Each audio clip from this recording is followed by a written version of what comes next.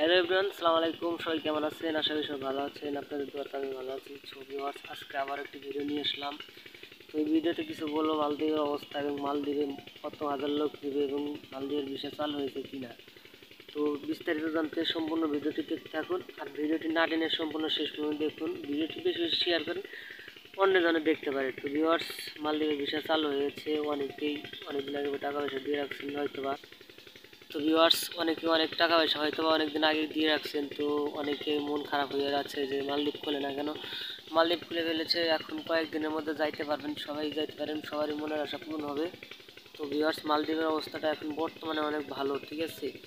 সবার আগে কাজে গেলে ভালো হবে। কাজে গেলে ফ্রি ভিসা দেবে, ফ্রি ভিসা দিলে কাজ পাবেন কিনা জানি না। তবে ছোটো কান্ট্রি, আমি যতটুকু জানি যে আগে গেলেই ভালো হবে, আগে আগে গেলে ভালো হবে।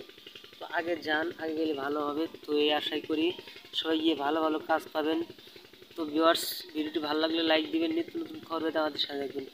সবাই ভালো থাকবেন, সুস্থ থাকবেন। আল্লাহ হাফেজ, আসসালামু আলাইকুম।